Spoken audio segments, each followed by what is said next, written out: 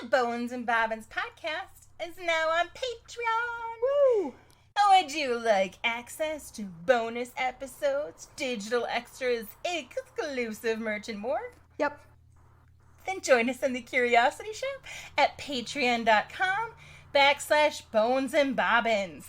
Your generous support helps make the show happen and will also earn you our very eternal gratitude and entry into our private Patreon-only Facebook group where only the good people are. Yes, it is the least stressful group you will ever belong in on Facebook. And yeah, it's fun. And we like the people in there. It's true.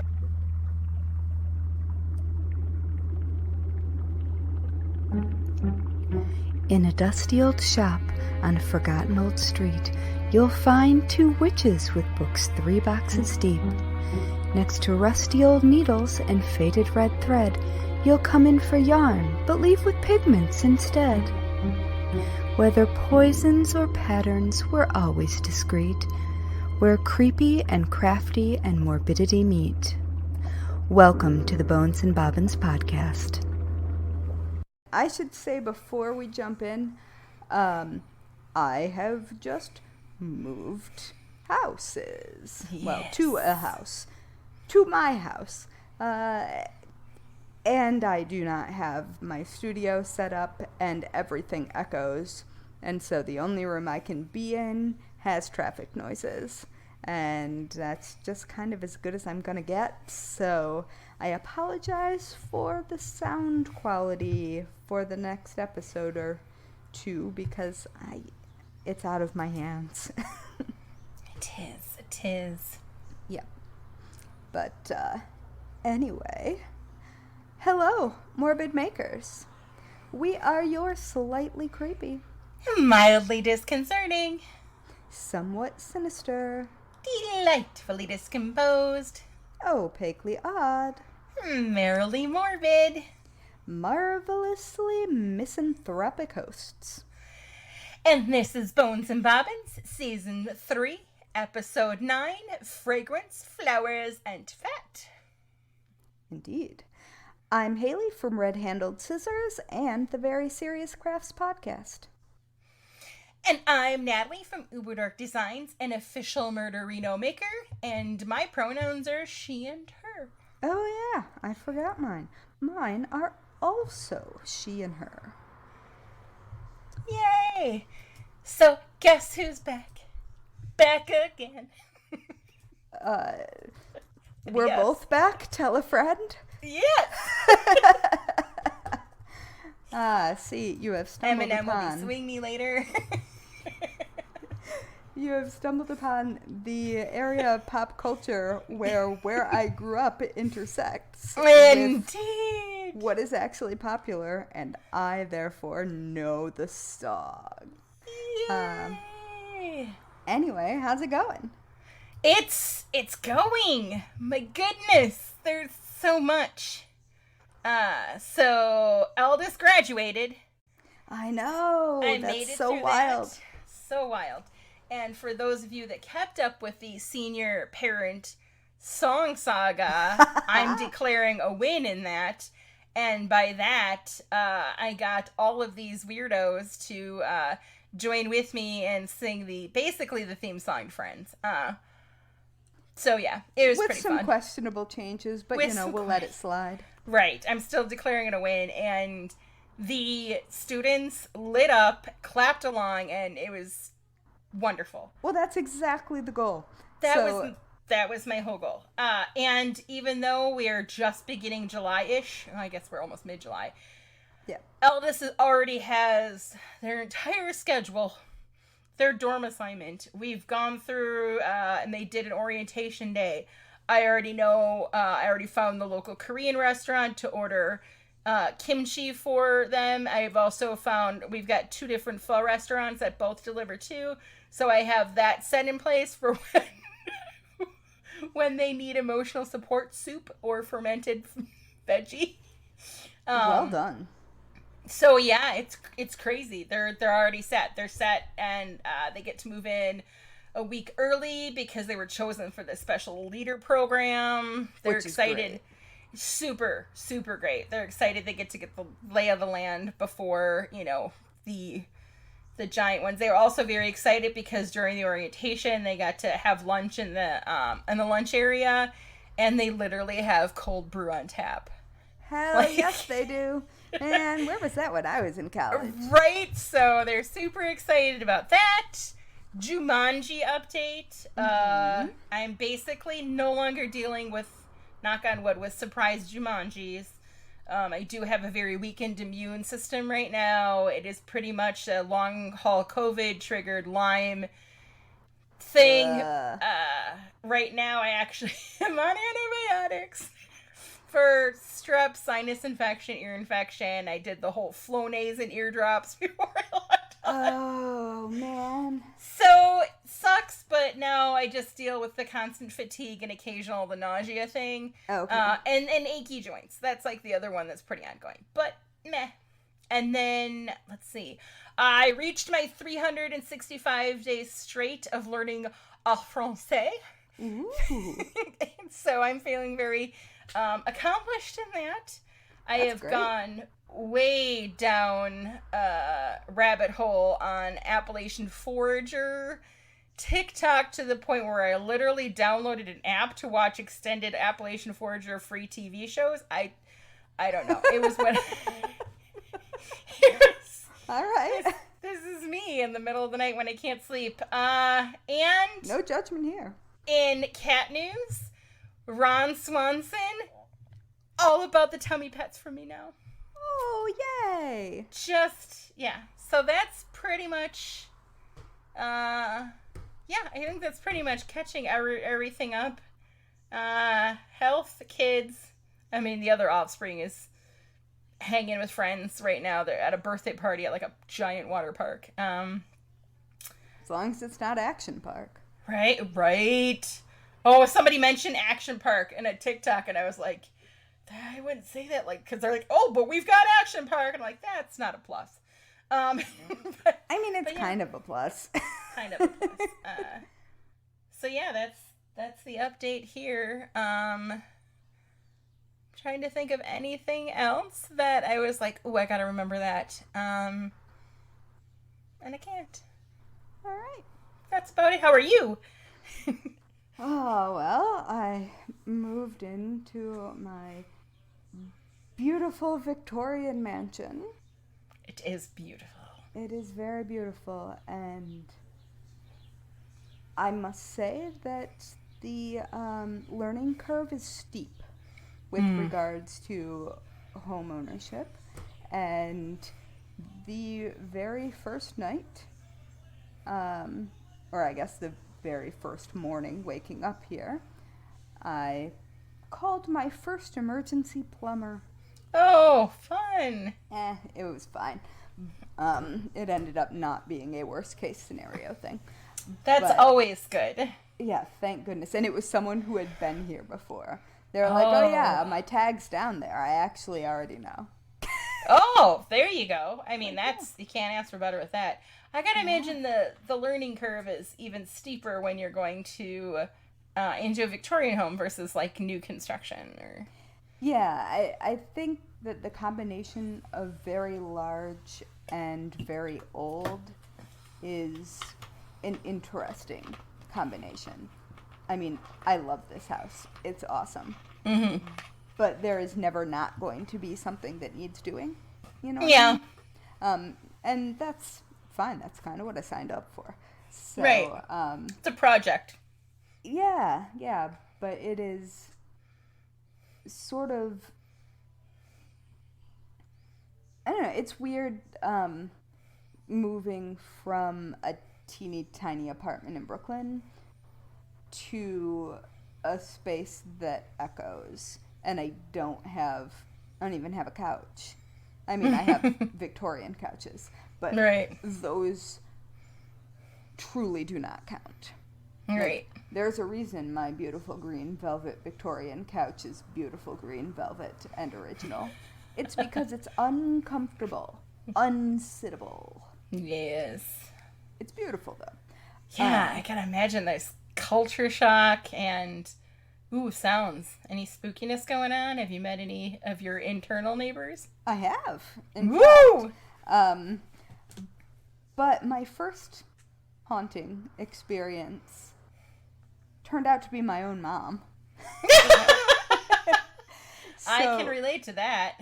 Yeah. So my mom helped in the whole moving process, and we came up to the house in advance of the movers to get some things done before Jeremy and the cats were going to be here. And this house is 5,000 square feet. Yes. And my mom and I consistently occupied the same 3 square feet the entire time. And you're both very petite little people, so it's not like... My mom's regular adult size. Right, but she's regular adult size, but she's she's Midwestern petite. Okay. Yeah, I think she's pretty standard issue, generally speaking. She's tall. Not that you would know. I was gonna say I don't have a height thing other than photos. She's tall compared to me. She's 5'7". Yeah, that's... And normal Midwestern mom sized. So she is not mini in the way that I am. But even so, we are very clearly related if you see our faces. So anyway, that is entirely unrelated. So the house is... It has 1 million windows. Mm-hmm. And 2 curtains. That's lovely. Yep. And the main bathroom doesn't have doors. What? I guess it technically has one, and it's one of those stupid trendy barn door things. Oh, like okay. But it's missing just a door. There's just, you hit the top of the main staircase, and there's an open doorway. And that open doorway, you wouldn't know from looking at it, because there's a giant window there. But that open doorway is the main bathroom, which we have nicknamed the performance bathroom. And, frankly, it's me, Jeremy, and the cats. So, for the vast majority of the time, it does not matter that bathroom does not have a door. It's a situation that will be remedied, but it doesn't really matter that much. But there is a second bathroom on the second floor that came equipped with curtains, and the door shuts. Huh. And okay. I had not been by myself in a good week, and I have historically been alone about 16 hours a day. Mm-hmm. And so I had locked myself in the bathroom on the second floor to just be by myself. So I was sitting in this bathroom, listening to podcasts, being by myself. Yes. And so it's dark. It's probably, 2 o'clock in the morning. But my mom and I both keep vampire hours, so we were definitely both still up and knocking around the manse. The manse. That is what I'm electing to call it right now, since it doesn't yet have a name. But I finished my podcast and went to open the door. And the door at the same time was being opened. And so the light was on in the bathroom, but it was completely dark in the adjoining room. And so this hand reaches out of the darkness, and I horror movie screamed. like so loud that I was sure that my neighbors heard me. Oh, no. Horror movie scream. Because I had been listening to a murder podcast. Of course. And I hear, in response, this wheezing laughter. And so what had happened I love your mom. My mom didn't know that I was hiding in that bathroom because the house is gigantic and there are many places that I could have been. So she had been in there earlier, I guess, and had thought that she left the light on. Oh. But she was sure that she had turned it off, so she was confused about it. And so she was like doing the grumble grumble march to go turn off the damn light that she was sure she turned off. And so she didn't know I was there. And I for sure did not know she was there. And so I was positive she was a ghost because I couldn't see anything but the hand in the pitch black. And she encountered me, and I look like I fell out of a horror movie at night. And we stood in the doorway just cackling, laughing, because both of us were absolutely certain that the other one was a ghost. And my mom also sees ghosts. So this would have been a totally normal thing, except for usually they don't scream and yank the door open. That is amazing. But it was just such perfect timing because I had my hand on the door. So she would have seen my fingers appear around the door at the same time that I saw her hand. Yep. And so, of course, after my horror movie scream, and then I realized I live in a big Victorian house and no one can hear me scream. So that was comforting. You're like, oh, that's great. Yeah. So I was just...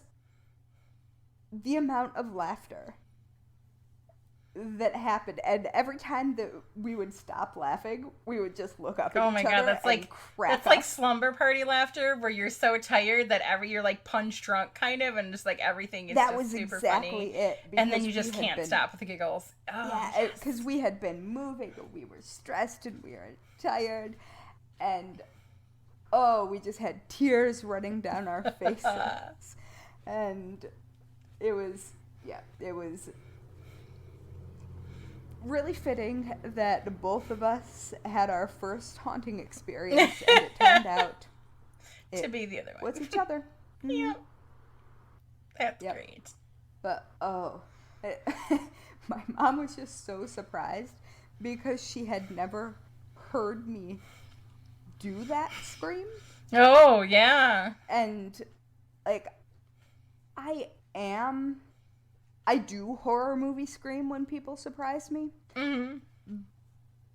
But like when I was living at home, like my mom was always around. Mm-hmm. So there wasn't really the I have been alone for 16 hours and suddenly you've tapped me on the shoulder experience. Oh my gosh. My soul nearly left my body. I'm glad it didn't. Yep. But then, just this week, after I thought that I had gotten most of that out of my system, Mm-hmm. I was listening to a murder podcast while sitting at my kitchen island, broad daylight, late morning. And, like, catching up on email. I don't even know. Like, something deeply boring. And all of the sudden, there is, like, light fingernail tapping on my side door window. No. I screamed because what I saw was a tall, skinny man, face totally in shadow by a hat, giant beard, tapping at my window. It was my father-in-law bringing me raspberries picked from his garden. Oh, delightful and yum, but oh. But at the same time, I mean, that's a somewhat jarring experience just because it's not, you haven't lived by them. That's not it, you know what I mean? It's not like people are knocking on your door in Brooklyn real often to give you strawberries or raspberries or anything else. Like, no, the only person who was knocking on my door in Brooklyn was my neighbor Janet to gossip about what was going on in the building. Nice. Yeah, I've got to imagine that nighttime has to be incredibly different sound-wise. Yeah, there are a lot of sounds. It's true. We have loud nature sounds. Such loud like you see it in movies and you're like, oh, that's obnoxious. That doesn't. But no, I mean, it's very like. The birds here are so loud. Yeah. There's a catbird that's stalking me. Oh boy. And so everywhere I go, there's this catbird in the window going. Wow. Like, excuse me. What did I ever do to you? Right? I don't even know you. It's like, fuck right off. And it flies into the window about once a week. Ugh. Just boom. So maybe it's mad because it's that stupid. There's a woman on TikTok that just moved into a house and has like 10 vultures.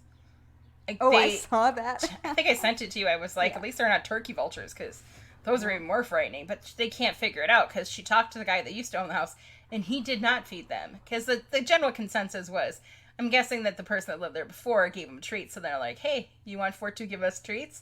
Nope. He never, in fact, not only did he not feed them, he never even saw vultures. So.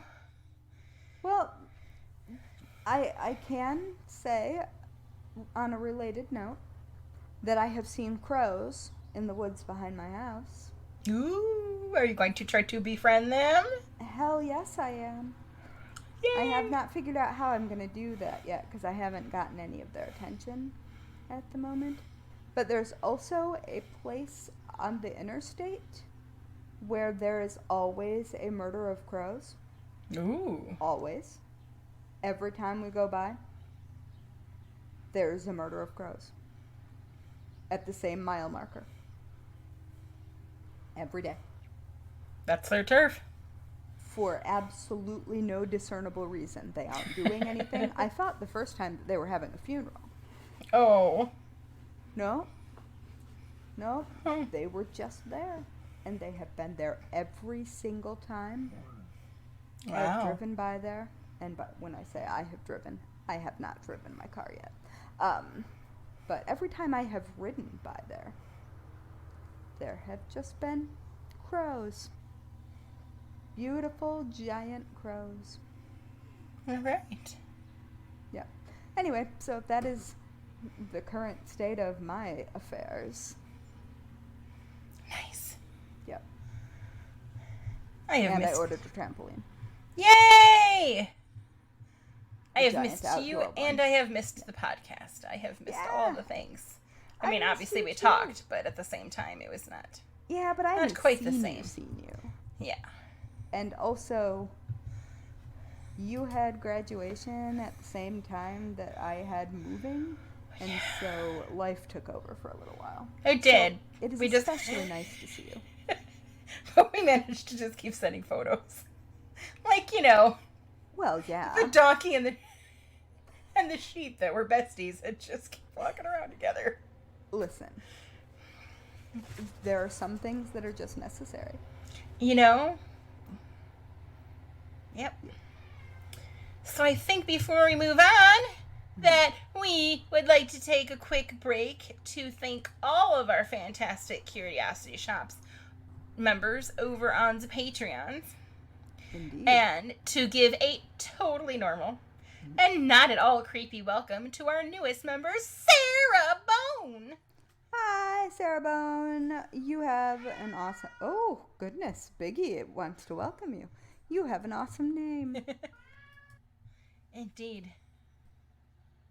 You would think that the cats wouldn't all be in the same room that I'm in right now, given that they have a house filled with window seats.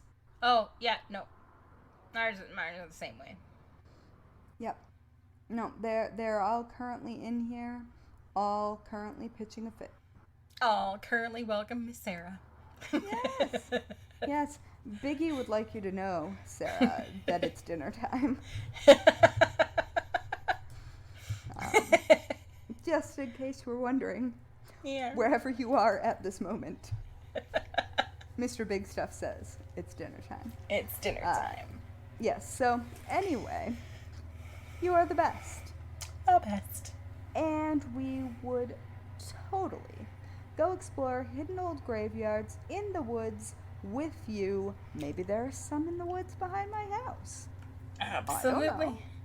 And also, especially so, because she's like practically my neighbor. Which is amazing, and please be friends and go on adventures. I was immediate like, go check out this cemetery right here, because at night it's lit up with solar lights and it's amazing and also kind of weird. I mean, that sounds accurate for all of the things that we love. Right? Right. So welcome. Yes. And thank you all of our Patreon members for hanging on this month here while we lifed. Well, we had chaos. Yes. Chaos ensued. Yes, it did. So, do you want to talk about the history of things that smell amazing? Absolutely. All right. So, today I want to tell you about the history of perfume making and different techniques, which is way more interesting and complicated than I thought it would be, and is also, like, the actual manufacturing of it has been happening for way longer than I thought. So, would you like to take a guess at how old you think the world's oldest perfume factory archaeological site is? Oh, factory? Mm-hmm. Oh.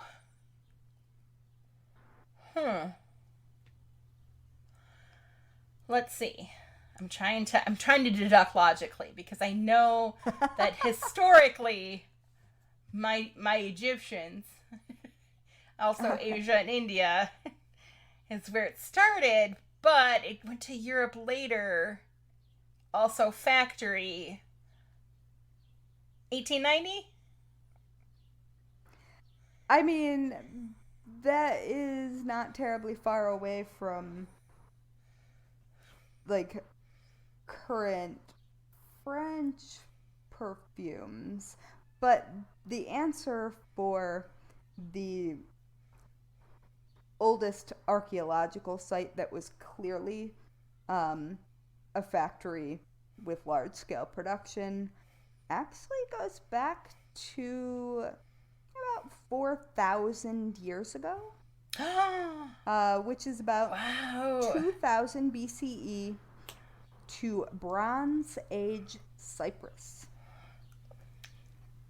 And this isn't the first civilization or group of people to make perfume, like, not by a long shot. But Italian archaeologists who unearthed it found the site to be a whopping 4,000 square meters, which is about an acre. Wow. Making it pretty clear that the people producing perfume here were doing it on an industrial scale.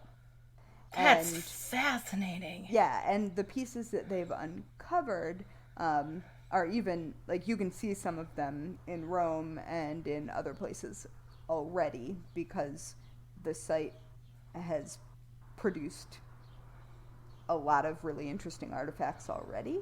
Mm-hmm. But it was extremely clear that this was a factory, that this was production. Wow. And you might be wondering, why? Why Right? was Cyprus of 4,000 years ago manufacturing perfume? And when I say manufacturing, I mean they were hand making perfume. Right, But right. an acre of them. But on a bulk level, I mean, that's... Yeah. So there's one very good reason why Cyprus, and specifically Bronze Age Cyprus, would have been one of the earlier large-scale production sites, and that one word is Aphrodite. Yep. Specifically, the Temple of Aphrodite, because Cyprus is the home of Aphrodite, and where she walked out of the shell and all of that in lore. And so her temple is there, and one of the most common offerings at the temple would have been perfume. Makes sense. And so, like, it could have been in many different forms, sometimes incense, but sometimes True. containers of perfume would be left there. And it suddenly makes a lot of sense why Cyprus...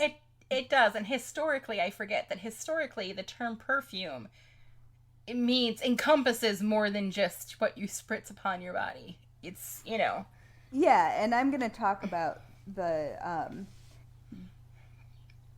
different processes that create different names of things.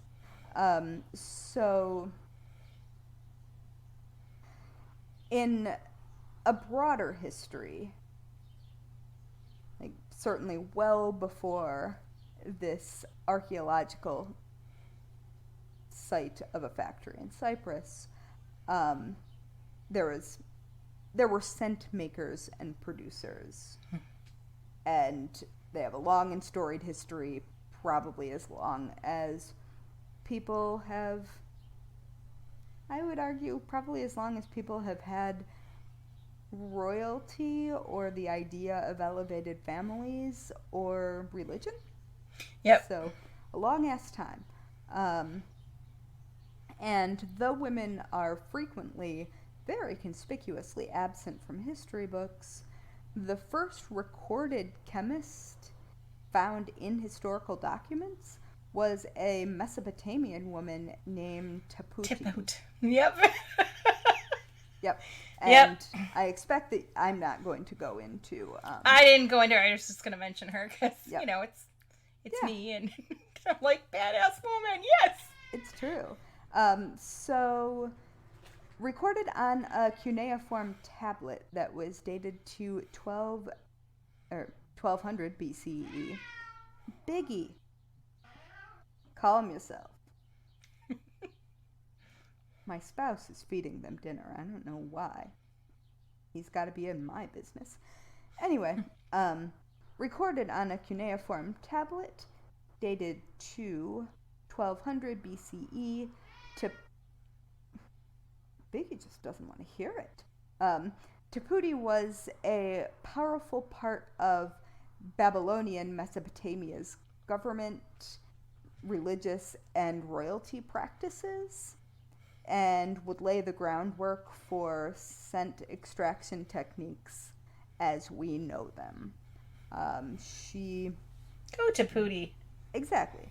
And as of now, she is the first recorded, or chemist on record in the world. Which is amazing. Kind of awesome. It doesn't mean she was the first, because she wasn't. But she was real early. Don't be trying to steal her thunder. Well, I'm just saying I she know. didn't invent. Although she recorded the techniques that she was creating, and she probably is the first person to use solvents in extracting scent. But I'll get into that in a second. So, in another branch of scent history, the Indus civilization in modern day India also has deep roots in scent. And Yes. an example of a scent distillation tool from that area has been carbon dated to 3000 BCE. Wow. 3000 BCE. Holy shit, man. That's amazing. Like- Also, if you go from the religious standpoint, a lot of their religions incorporate incense and things of that nature. So, Yep. All you got to do is sort of glance over at the Bible and see your frankincense and myrrh, and which smells so good. It's true. I have some upstairs. I was telling my offspring while I was doing this, I was like, it reminds me when I was little, like the one thing I liked about going to church was the incense. And I'm like, ooh, I should look up a Catholic supply store and see if I can get some of their incense. I mean, you really can just Right? buy I was like, resin. Yeah. And I used to have, light it up on some charcoal. Yep, I used to do that. Once upon a time. Anyway, so a lot of times in different civilizations, scent was sort of reserved for royalty or harems or religious practice, and especially certain precious scents. And they wouldn't have been available to ordinary people simply because, well, they might not have been allowed to have them, or the time and effort involved in producing them would have made them out of reach for everyday people. And that isn't true for all perfumes, because perfumes have been made for a very long time out of a lot of things. But one of the most interesting to me perfume making techniques is called Enfleurage. Yes. Or perhaps your French is better equipped. That was good. That was good. So at its most basic, enfleurage is a technique wherein unscented fats that are solid at room temperature are spread across a piece of glass called a chassis, and fresh flowers then placed on top of that fat, which absorbs the scent molecules. And then those flowers are swapped out at intervals until the desired concentration of scent within the fat is achieved. And it's a very old process, and it takes a lot of time and a lot of work. And also, historically, makers of this particular variety would have often owned their own flower fields, and they would have needed to have access to a seriously large quantity of flowers or other botanicals in order to have enough material to swap out the spent organic material and replace it with fresh flowers. Because, well, a lot of people might not think about flowers as something that can go off. they very much, like, anything that is... It's natural matter. That is natural matter, but also that is natural matter that involves fat. Yeah. Is, like, if you've ever had a peanut that had gone a rancid. Yeah. Or olive oil. Like, there are so many different types of fats that very easily tiptoe over that line. Avocados. So, oh gosh, yes. Really, Biggie? All right. So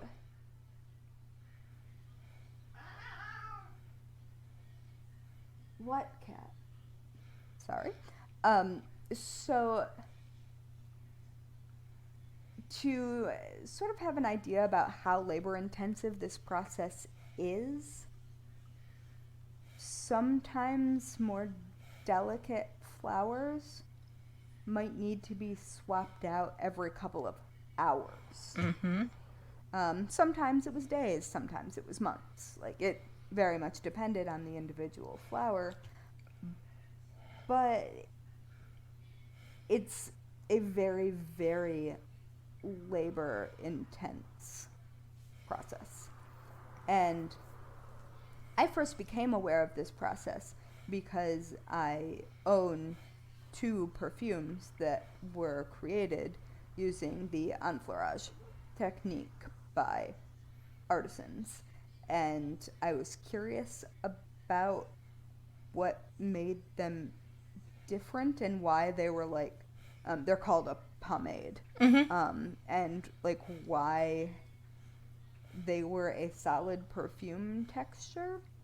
And the reason is because this technique requires a fat that is solid at room temp.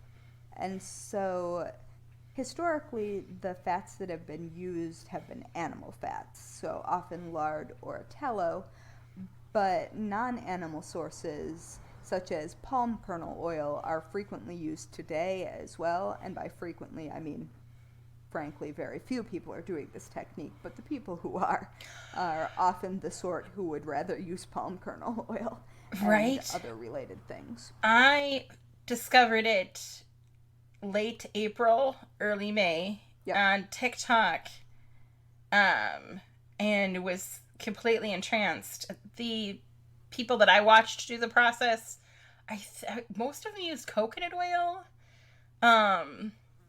Coconut oil has its own scent, though. Right. But the reason I was like, I'm going to do this next year is because it is the only way that you can get a true lilac. I know, and lilac is one of my favorites. The delicate pomades that I have. Oh, see, so I was like, and I think that's one that has to be like every 2 to 4 hours that they have to swap out. But I was like, I'm going to do this thing next year because I have access to lilacs and it's my absolute favorite. So I was like, and it was funny because I was like, ooh, future topic, and you're like, yeah, it's already down. I was like, all right, woo. Yeah, I added it as soon as I bought. The first one I bought was lilac because I love that scent, and the base of both of the Enfleurage pomades that I have. One is Jasmine and one is lilac. Are palm kernel oil. And Jasmine. I was thinking Jasmine would be a good contender for that too.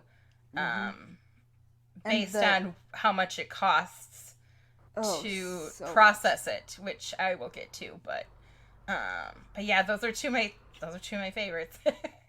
So yeah. And they're my favorite too, because of course I like the expensive stuff. Right. Which reminds me, I need to unearth them. I do not know where they are right now. But the funny thing is, they smell terrible. When you open the container and smell them. They don't smell good until they're on your skin and have a chance to breathe. Yeah. And then they smell amazing. Well, But and then they don't yeah, last because for then very long. because then the oil sinks into your skin, leaving just the floral. Oh, yeah. Yeah, it's a whole thing, which I think you go into that, right? Not really. I go into just more of what and why. Like what is used and why. At some point, I think a future topic definitely should be scent molecules and how they work, because Yes. it's Yes. fascinating. And I did research on it, but I don't know enough about it to speak with authority on it. I can cover the psychological scent thing a little bit, which is, again, also fascinating. Scent in and of itself is a fascinating thing. Very fascinating. So, as for Enfleurage, you can thank 18th century France for this technique, which I think is where you got your guess. And this technique is specifically called cold enfleurage. Mm-hmm. And that's that makes because sense. hot enfleurage isn't compatible with many of the more delicate flowers. Yeah, I would think not. Yeah.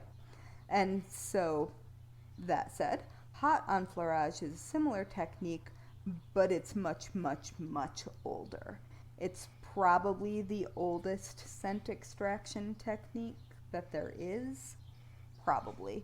Yeah, that makes sense, yeah. And hot enfleurage is when botanical matter is stirred into fats that have been heated to their liquid state. And, But that has to chemically alter whatever botanical or item you're putting in there. And it does, and you have to know what you're doing. Yeah. So during that process, old botanicals are strained out and removed and replaced by fresh botanicals until the desired saturation of scent is reached. So it is a similar process, just Which, it's a interesting. lot more, I think a lot faster, but also a lot less precise, it would seem. Yeah. Although I'm sure that perfume makers would probably argue with me and win. Well, it's interesting because I just watched, in my foraging TikTokies, that a woman had reached out to a local duck farm, I think, and said, hey, if you have anything, scraps left over that you generally would, considered waste material, let me know. And the guy dropped off like a 30-pound bag of like duck neck fat and skin. And she used different processes to render the fat. One was a dry process, one was a wet process. And I was like, and as I'm watching it, I'm thinking of, it occurred to me, like, just, there's so many different ways to achieve the same thing. And the chemical processes that are applied to each one end up with a different end result. Like, melting, it's just really something as simple as melting fat. How you melt that fat is going to alter how it tastes or is utilized. And how and when you cool it. Right. Or how quickly you cool it. So it's a lot of those same, cooking ideas do translate to anything you'd make with a fat, including soaps or, in this case, perfumes. So I was listening to the Dressed History podcast, which is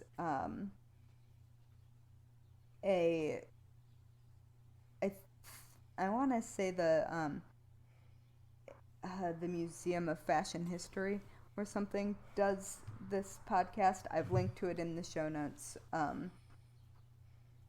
but I cannot remember the specifics. But these are fashion historians who are hosting this podcast, and they did a short process or short podcast on Enfleurage with a company in, I believe, New Mexico that is called Dryland Wilds, and they are specifically doing Enfleurage on site with native plants. And also invasive species that farmers want to remove. They will go in and they will harvest and remove them and use them to create their perfumes, and they have some skincare products. I was going to say, there's got to be a fine line between, especially when using that process, between a perfume and a balm. Yeah, and I think there's actually a technical definition, and I think I'm going to get to it. I can't remember if I'm going to get to it, but at some point I want to deep dive as to how perfume became so closely linked to fashion.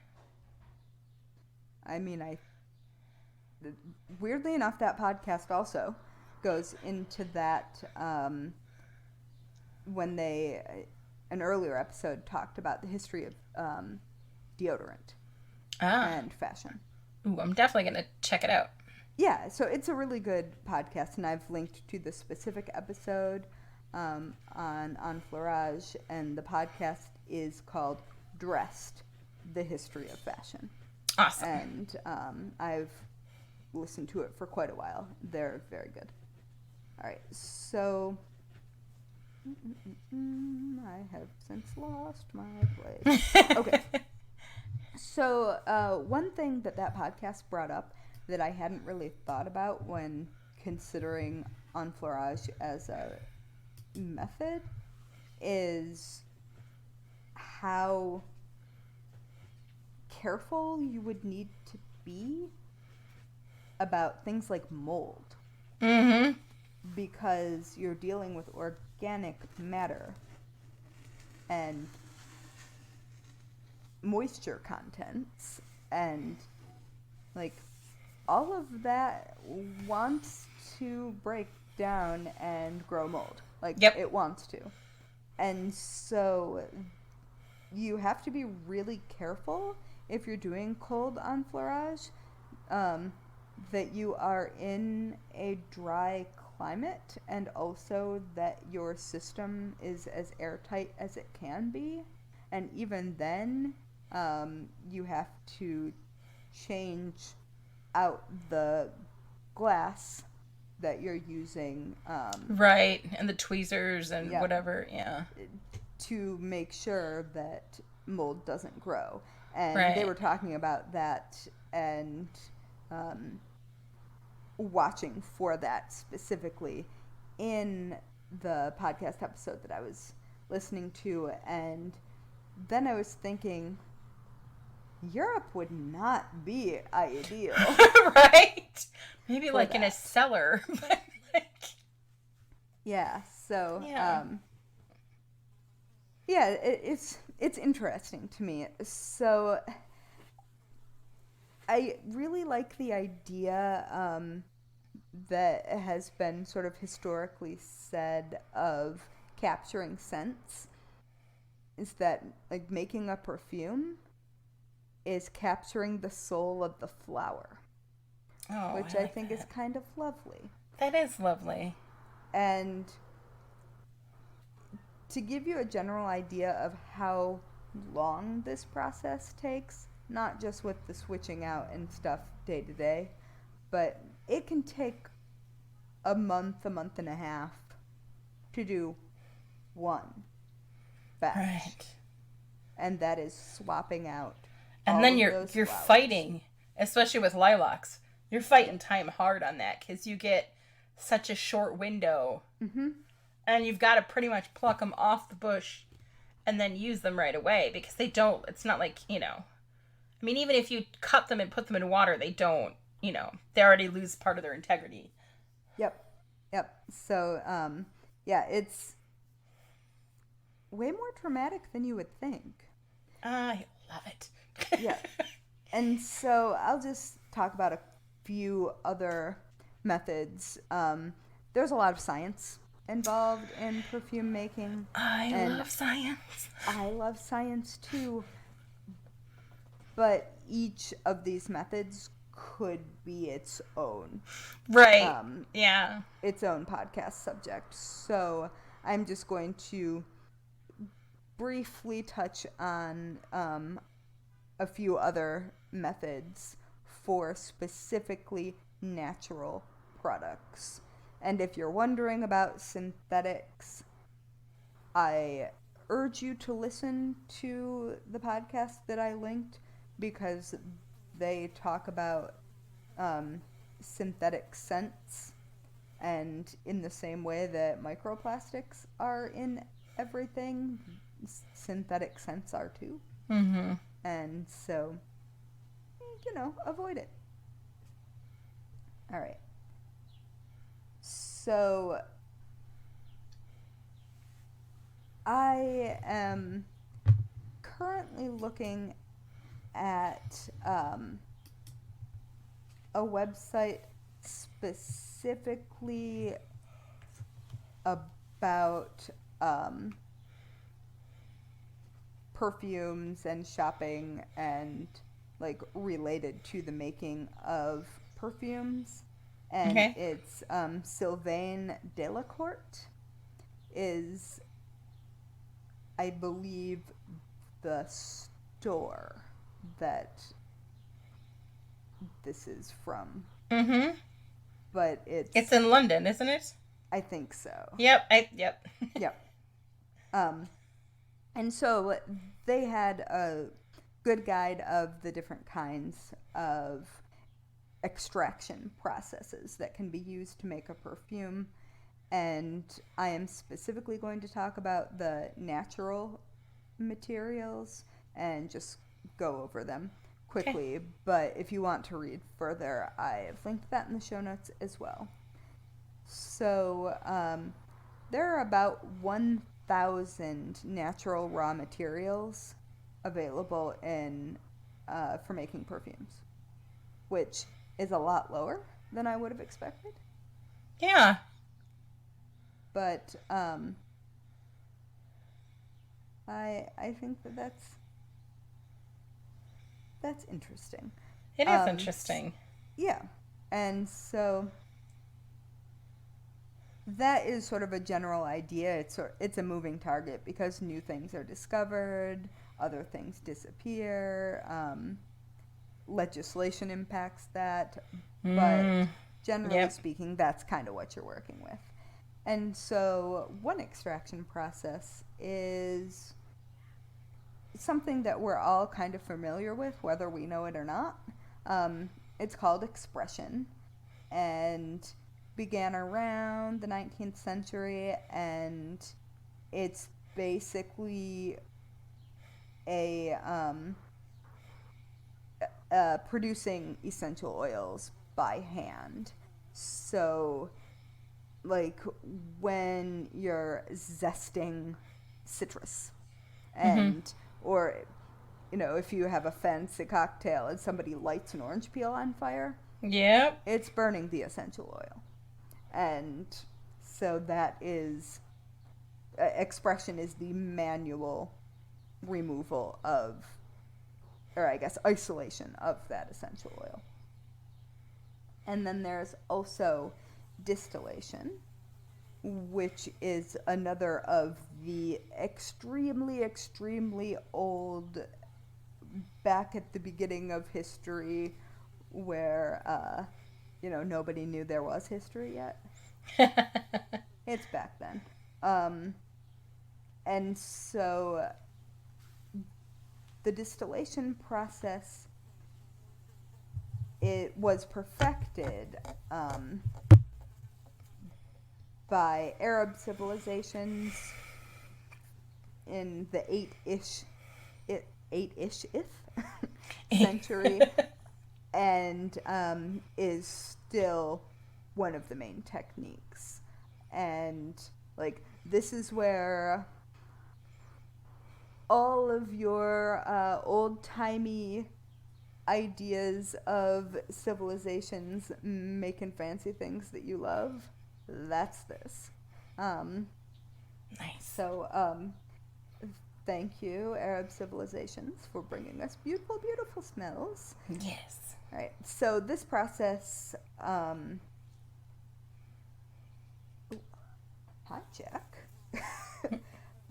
Suddenly there was a kitten on my lap. Uses heating and cooling techniques to basically separate oil and water. And distillation can do a lot of things involving alcohol and whatever, but basically you can either get essential oil from it, which is also in perfume settings called the essence, or you might get floral water, like, say, rose water. So that's that. Making rose water is kind of fun. I haven't made it, but I use it. So you're essentially catching condensation that comes off the petals. Mm-hmm. It's kind of fun. Interesting. So extraction by a volatile solvent is basically dissolving things that smell good that can be dissolved in a solvent, and then that solvent is evaporated. So you know how sometimes you spray on perfume and it dries very quickly and then it smells? Mm-hmm. That's the alcohol. That's an alcohol. Yeah. And there's your volatile solvent. So that dries quickly. Yep. So there are many different extractors that exist, but that is just one of the examples. And extraction by solvent produces something called concentrate. All right, so you can also extract by CO2, and it's fancy. It's fancy. And generally, that's a luxury market thing. It's very, very precise. It's basically calling in your scientists to extract very, very efficiently and carefully. Gotcha. Let's see. There's a technique that I think is hilarious, just by name, called Headspace. Okay. Headspace is a technique. And the point of Headspace, which I can now only think of as headcanon, because the idea is that it reconstitutes the natural scent of the raw material. And so I feel like that raw material, like what you smell and what you think is close to that raw material, that would be your headcanon of your Headspace. So it's basically playing with molecules and reproducing them and combining them in a way that reproduces the scent of a space. So, you know, like sometimes you will smell something and you will be like, oh my gosh, Lake Michigan Beach, South Haven, this particular fast food place that we always stopped at. Like, it's creating that kind of experience. And I just am delighted that it's called Headspace. Yeah. So there are many other ways that you can break down different methods and we could take a deep dive into literally all of them and spend hours talking about them. But I think Enfleurage is the most interesting to me personally because it's the most within reach. Yes. To me personally. And so I think it's very cool, and I like that multiple varieties of that technique can basically, like, you can reach all the way through basically the entire history of human civilization, and the hand of the first person who decided to heat up something in oil can reach right back. Like, I really like that idea of connection through history and how people are still sort of making potions in the old ways. Absolutely. Yep. And so that is where I'll stop. Okay. That was wonderful and fascinating. Yeah, and it's so weird.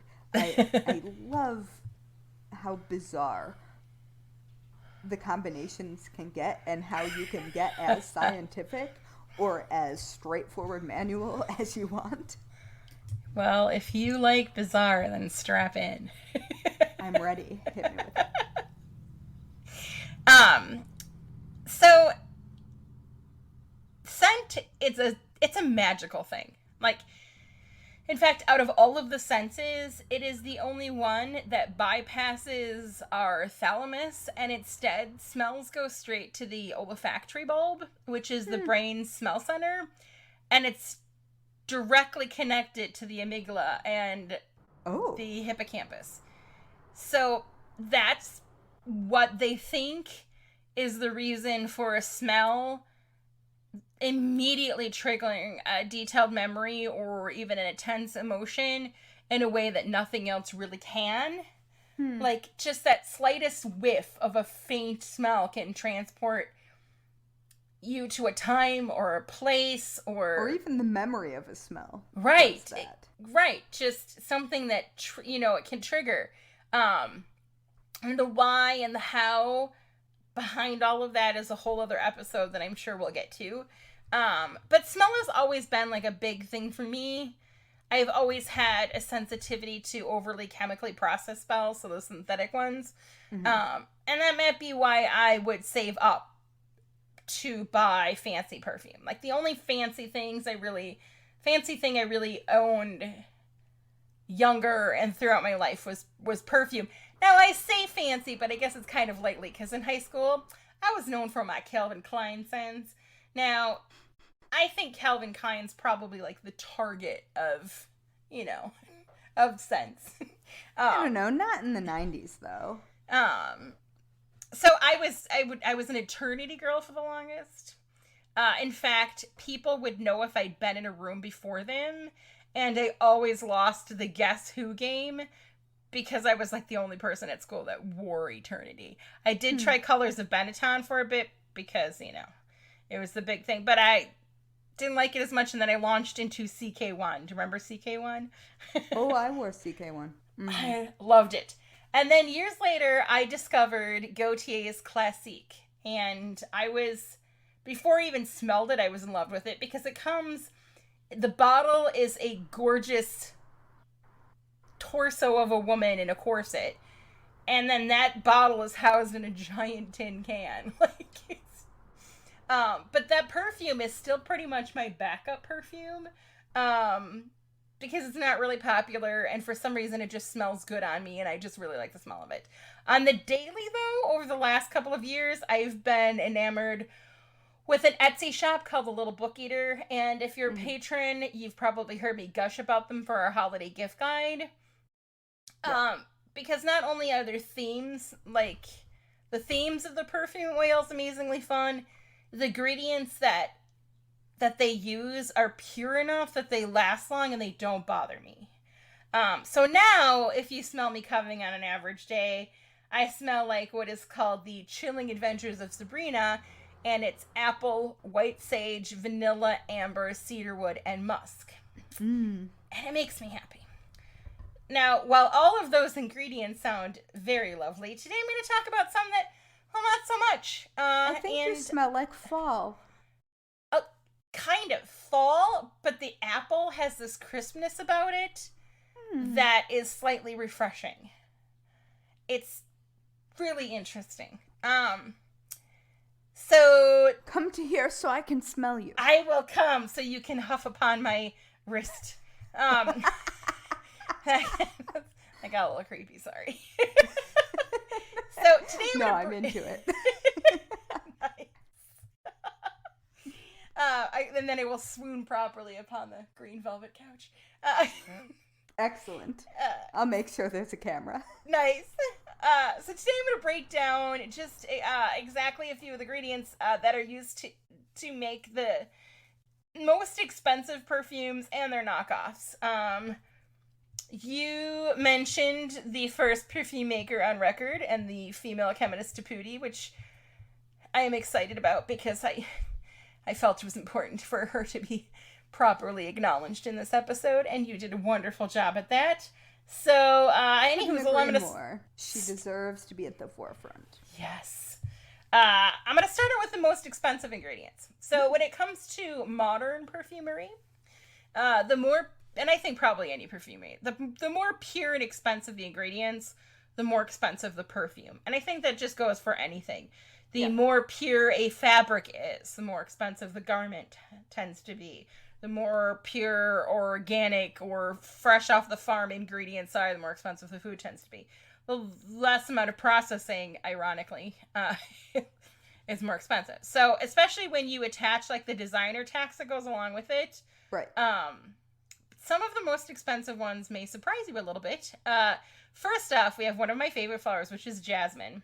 Mm-hmm. And as I was learning about jasmine, I was like, ooh, the fat process would be probably a good way. But the real and synthetic version of jasmine can be found in more than 80% of all women's perfumes found commercially.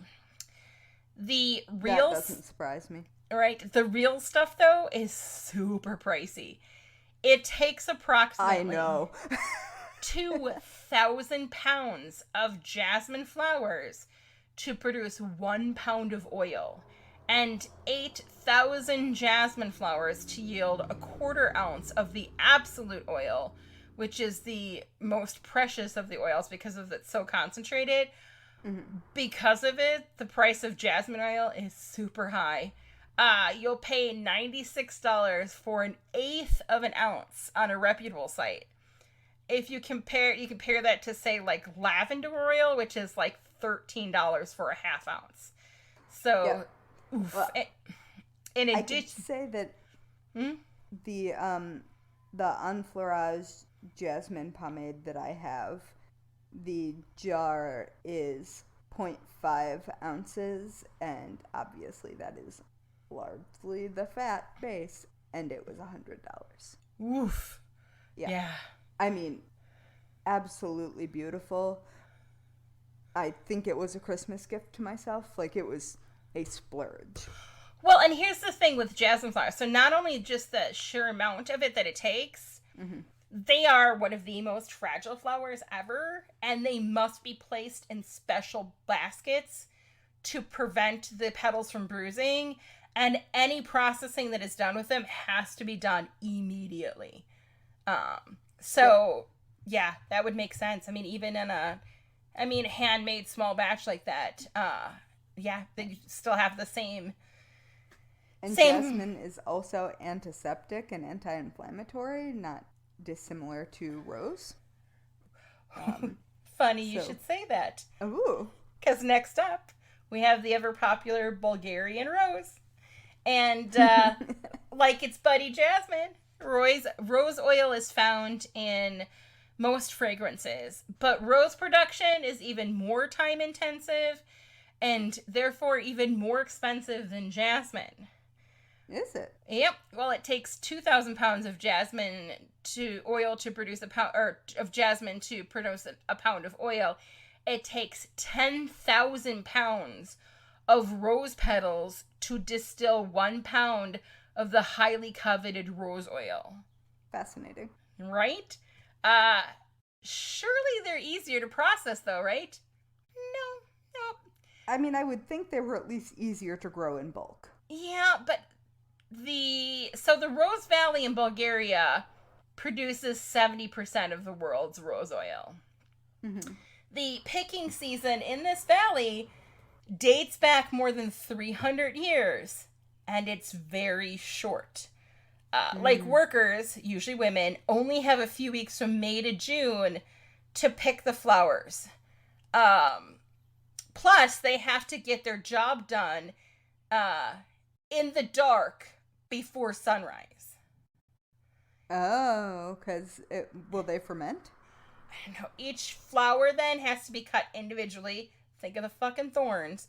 Then laid in willow baskets and taken immediately to a distillery. So that would be a sucky job. It would smell phenomenal, but oh my gosh, especially before they came up with like decent gardener's gloves. So that is why it costs about $237 for an eighth of an ounce of Bulgarian Rose Absolute Essential Oil. Now, yep, that sounds about right. Because of the high price of rose oil, cheating is pretty much rampant. Some rose producers cheat the system by diluting the oil with geranium or palmarosa essential oils, which contain the same chemical as rose oil. So some of the so-called rose oils are up to 90% geranium or palmarosa to 10% rose. Geranium oil actually smells kind of lovely on its own, I think. So surely that is the most expensive flower, right? Nope. I was going to say, apparently not, but nope. I bet I know what is. What do you think it is? Lilac? Nope. Iris. So coming in first is the iris bulb. Iris is finicky as hell. Which creates an extremely expensive oil called orris. The perfume archivist for Les Centaurs in London, James Craven, has named orris as one of the top 3 most expensive perfume ingredients in the world. Why? Because it is a huge fucking headache to make. So after the flower blooms, its rhizome, which is called the orris root, must be left in the ground for 3 years. Then it is unearthed, meticulously hand cleaned, and dried in the sun for another 3 years, in which time the root oxidizes, increasing the concentration of a violet-scented molecule called iron. Who figured that out? Right? Finally, it is pulverized into orris butter, which is a waxy substance that can then be distilled into a fragrant liquid absolute.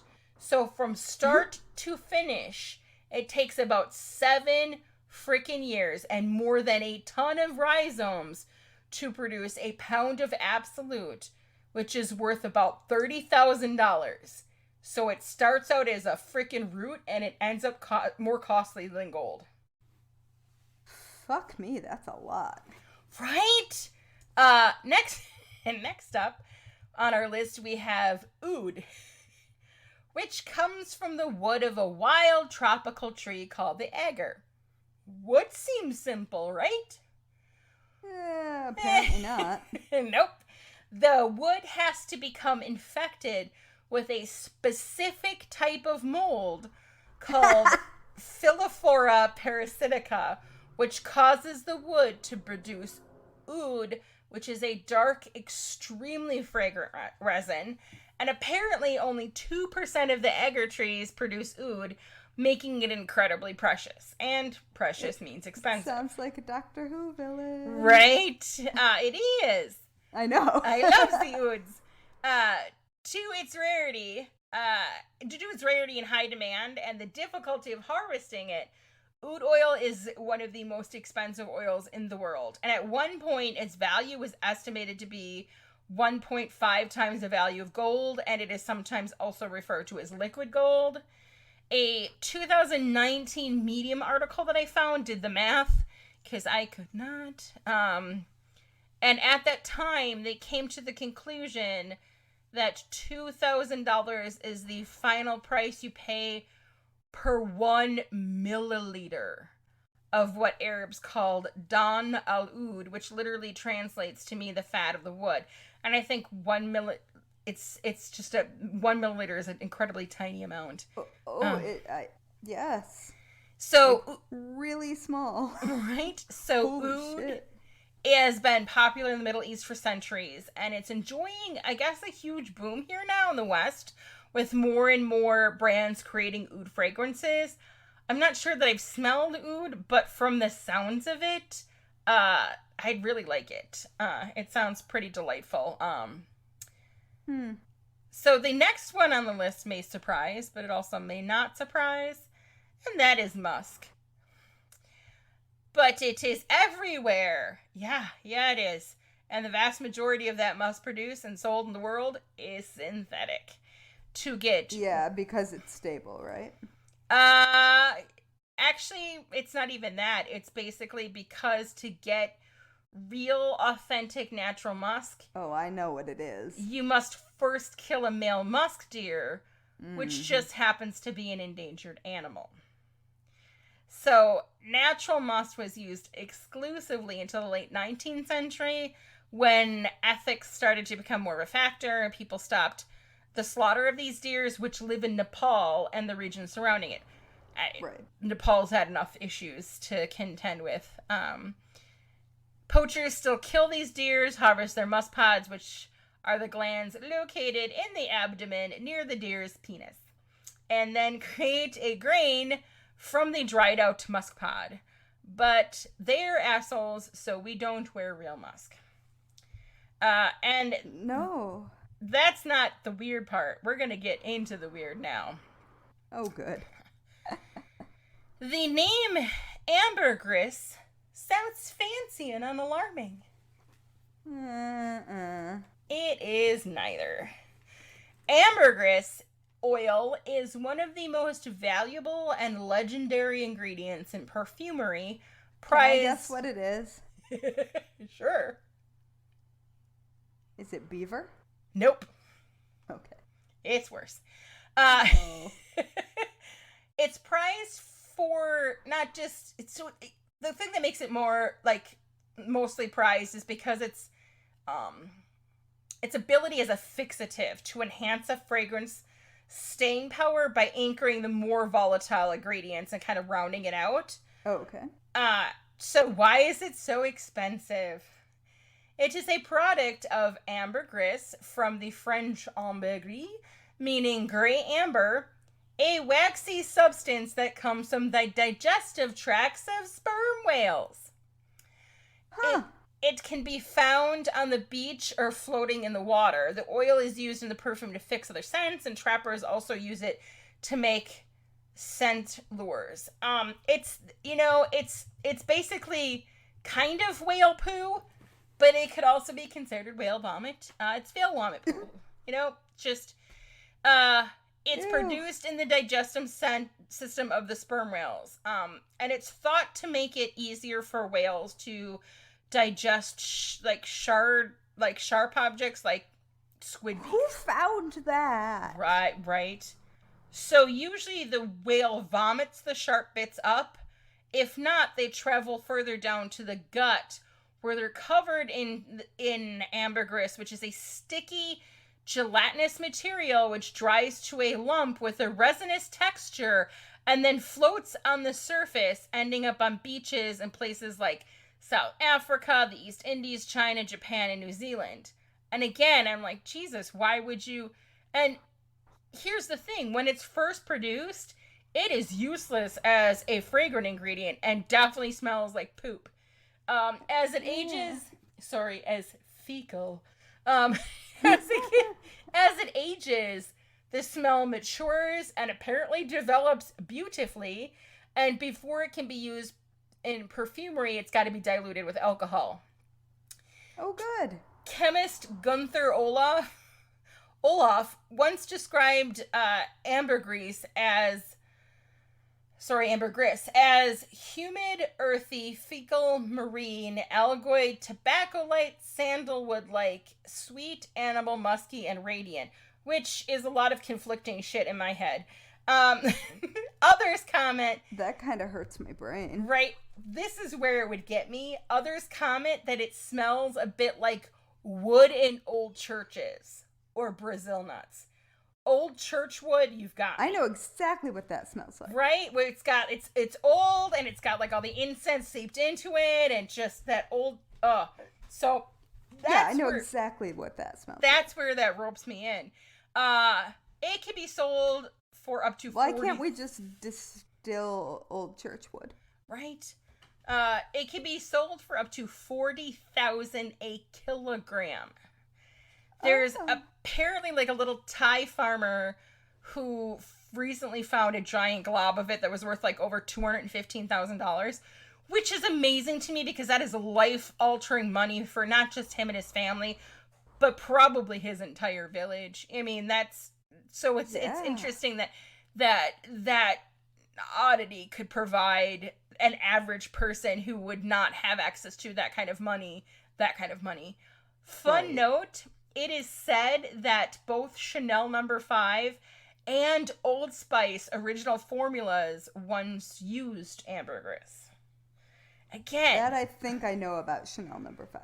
Like, I don't understand... On a lot of these things, on a lot of things in life, I don't understand how somebody looked at it and went, I wonder how that would taste or smell, or I wonder if how that would work into, I wonder if I could make perfume out of that. It was an accident. It had to have been. Yeah. So before I wrap this up, I want to gross you out just a wee bit more. So in comes the funky stuff used in perfumes. Oh, no. Civet musk. Civets may sound familiar, as they are the cat-like mammal that poos out cherries that are then used to make the most expensive coffee out there, and they are mostly found in Asia and Africa. It seems their anal secretions are just all around magic, because specifically from the perineal glands, and that space near the booty hole and the dangly bits is the civet musk. The taint, I guess. The musk looks like a yellow wax and smells awful, but allegedly becomes radiant and floral when diluted. Great. Again, who drank that coffee and who huffed that shit? Like, I'm just saying. Somebody was just... so desperate. So desperate, or there was a big dare going on. Somebody was drunk and teared. I don't know. But all of that, meh. Next up, we have castoreum, which is the beaver musk. Okay. Beavers are adorable, and their castor sacs are from which castoreum comes from. In nature, beavers use the yellowish substance for a more practical purpose, which is to mark their territory. In sense, castoreum, which is derived from dried castor sacs that are aged for 2 or more years to, air quote, mellow. Who thought of that? I don't know. I have so many questions. It is used to denote the intoxicating smell of leather. Now that and oud can be found in Tom Ford's Oud Wood perfume, or cologne rather. A 50 milliliter, which is only 1.69 ounces, will run you $285. No. Right? Last, but certainly not least, we have Hyracium, which is the hardened fecal matter of a small rodent, which is kind of like a badger. What the fuck? Yeah, the rodent is the Hyrax, and its quirk is pooping in the same place, like a cave, for generations. Over time, all that poo in the same place becomes petrified, turning into brittle brown stones. People sometimes call them Africa stone. So it's an outhouse. Right? From there, it puts guano to shame. Hyracium is mined. It's kind of a next level weird perfume ingredient as it combines the powers of the civet musk, castoreum, and the natural musk in one glorious fermented package. Fragrantica gently describes the scent as animalistic and warm, but also says it's fecal and urinal, and none of those are fucking appealing to me. No thanks. Right? That's a lot of no. It is... Like, I understand the theory behind scent glands being used, but no. Like, nope.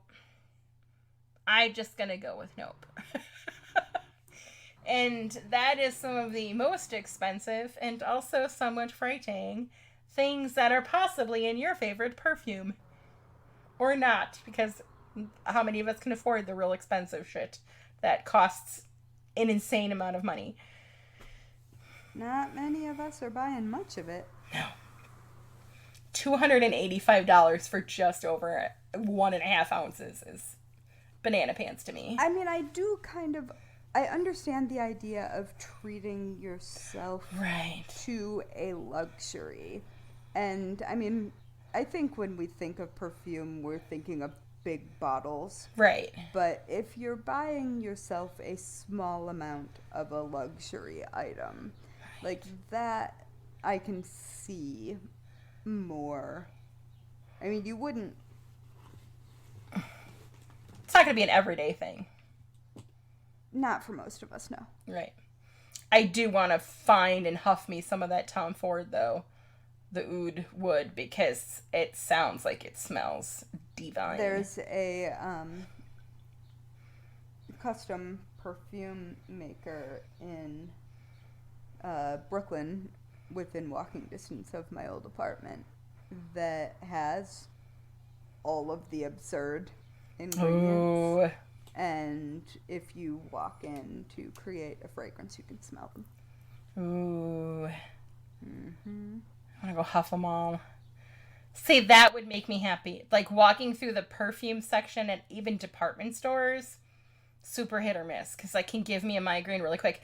I cannot get in within, like, a 1-block radius of a fucking Bath and Body Works. I'm telling you. The girl's grandma, my ex-mother-in-law, loves to take them to the buy 2, get 2 free or whatever sale. And I will never forget the first time she did that. They picked all different scents and then put them all on at once. And I thought I was going to die. I had to explain that we only use one at a time. I remember doing that in middle school. God. I didn't know Bath and Body Works still existed. Oh, it does. Actually, they just launched their Halloween collection. Mm-hmm. And I've never wanted anything Bath and Body Works, but they have, what are they called, like wallflowers or whatever, they're plug-in air smelly good stuff. They have one that is literally a pale white hand holding a red apple, and it looks amazing. They had a good one. They had a good, like, a thing that I wouldn't have expected from them that was like almost like a snow globe or a music box or something last year that was, like, shockingly good and definitely, like, why? How did that slip through? I guess it's... Mm-hmm. Yeah, they have a soap dispenser, too, I think, like a soap pump that has the hand on it, but that hand holding that apple, I was like, oh, that looks amazing. But I would never be able to handle the stuff that goes in it, because that's just, it's too synthetic.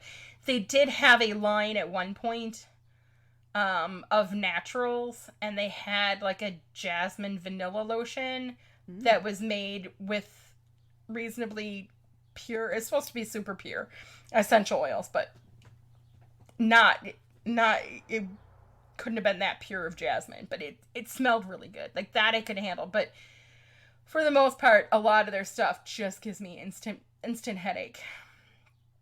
Well, I mean, that is an awful lot of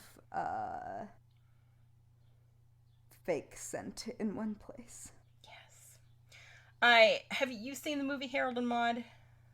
Oh, yes, many times. It's one of my favorites. I love her little olfactory machine where she plugs in the different scents and you can smell, like one of them's, what is it, like the winter on the street in New York or whatever. Like, it's just so, like, you smell, I know what that smells like. You smell the certain things as they come.